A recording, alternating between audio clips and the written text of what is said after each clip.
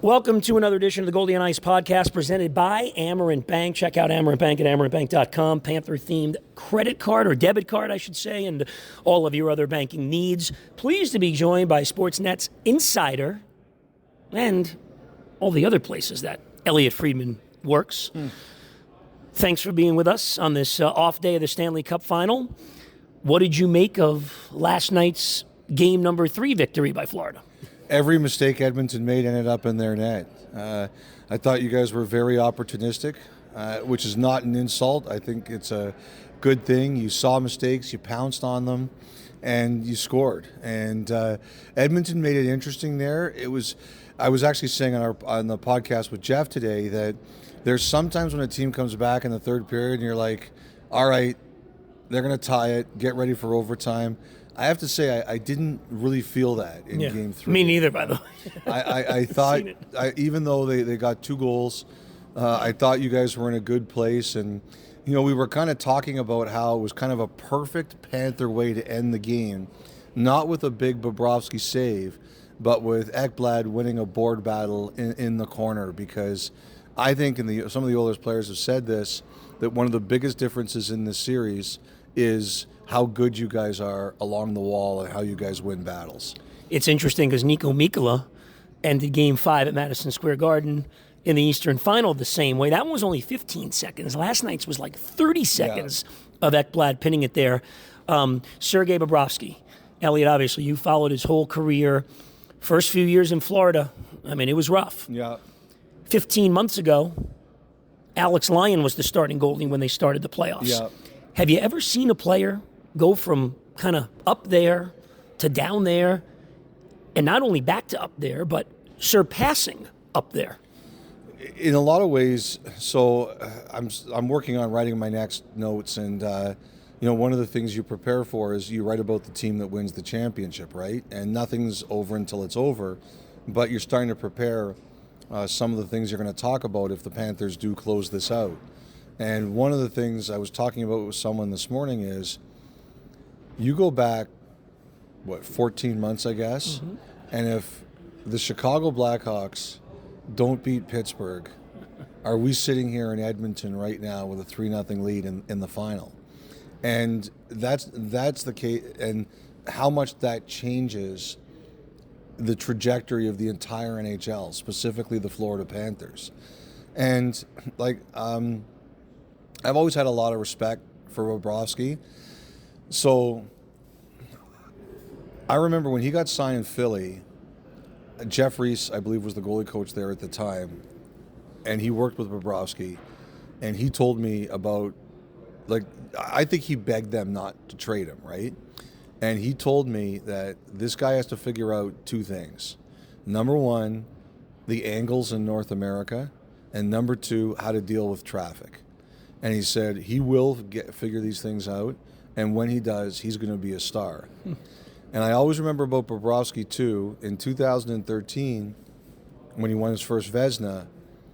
So that year, they did the awards at the Stanley Cup Final, and we presented Bobrovsky. He came on our set, and we presented him with the Vezina. And he didn't talk a lot to the media back then, but he sat there at the table with this this huge smile, and it was like that smile that said, I've arrived. This is some players, they make it kind of tough to tell that they really like those things.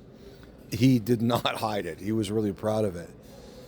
I had some long talks with some people about him this week, and I think the biggest thing, you're right, I really love Alex Lyon because of what he did last year, and he basically saved Detroit for a chunk this year too. I think the biggest thing that Bobrovsky began to understand was he doesn't have to play 70 games a year. You guys sold him on, you can't do that anymore. You need rest. And I think one thing one person told me about him is that Bobrovsky's the kind of guy who, if this isn't working, his question is, how do I make this work? How do I bend this to my will? And I think he does it with the way he prepares, and he does it with the way that he accepted playing less.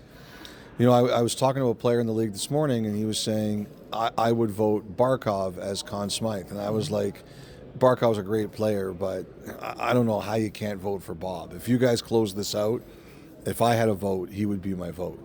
Yeah, that's a great question. And the way he's played, I guess you have to give it to him.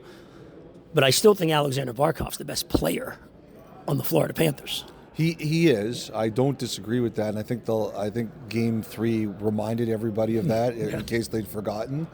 But to me, the difference in this series is Bobrovsky. Like, Skinner's a good goalie, but he doesn't have that level. Like, I don't think Skinner's been bad in this series at all, but Bobrovsky's been Bobrovsky, and that's a huge. Like, you guys have proven through 3 games, like, the score is not a fluke. You guys are the better team, but he's the human eraser back there, and like in Game 3, that was the difference. Like, all of their mistakes ended up in their net. Mm-hmm. Your mistakes, you guys didn't make a lot of them, but your mistakes did not end up in your net. Where do you lie? You know, obviously the Panthers played some big market teams: New York, Boston, Edmonton. It's Canada, yeah. And at some level, it seems, Elliotte, that there's been a fault of Kucherov and Point and Pasternak and Panarin and Zibanejad and Kreider and now McDavid and now Draisaitl. Where do you draw that line between those guys getting shut down, really from no fault of their own, that the Panthers just team defense and the way they're playing is that good? Should those players be blamed, or should the Panthers be given credit? Or a little of both, maybe? It's probably both. First of all, you guys deserve a lot of credit. The seats I had, so in here in Edmonton, I sat at the top of the first level, pretty much at center ice for our set with Dave, and it's a phenomenal seat. And I was watching the penalty kill last night, and I mean, you know how good Luosterainen is, but he's one of those guys that sometimes you have to see him live to appreciate.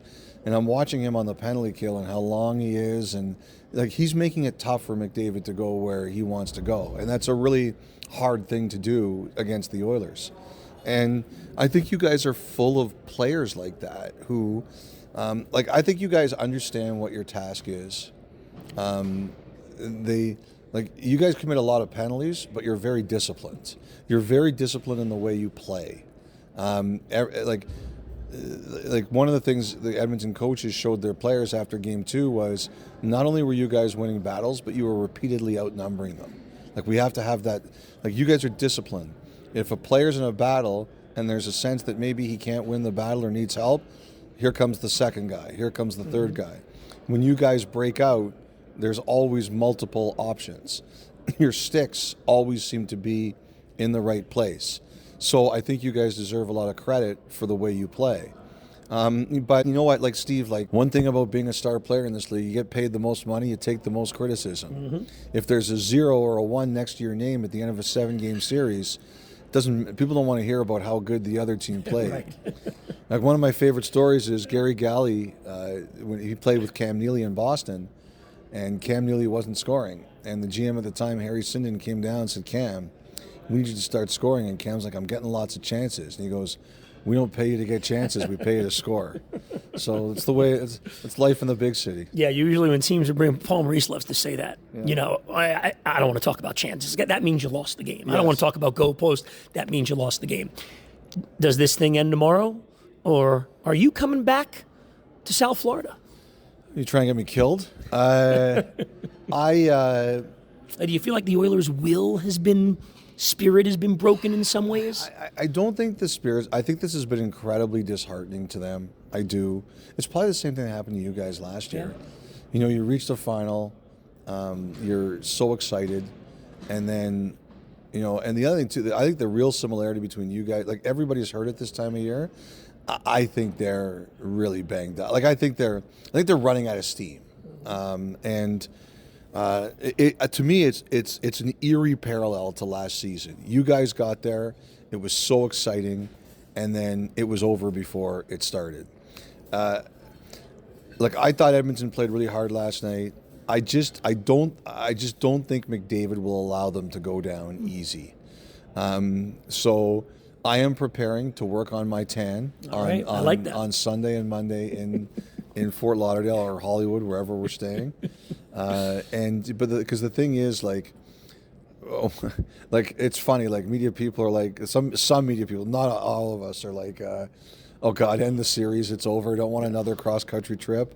But I think like I really try to protect myself against that because fans are like, "You guys sound like whiny jerks when you talk like that." Don't complain. You're at the Cup final at center ice, by the way. I For gotta you. say, the other one I really remember was 2012. Like the Kings were up 3-0 on the Devils, and we thought that one was done. The Devils got it to Game 6. So I always sit there and say, be ready for more hockey. Elliotte, appreciate it. Thanks. My pleasure, Goldie. All right, that is the Goldie and Ice podcast. Game 4 tomorrow night here in Edmonton.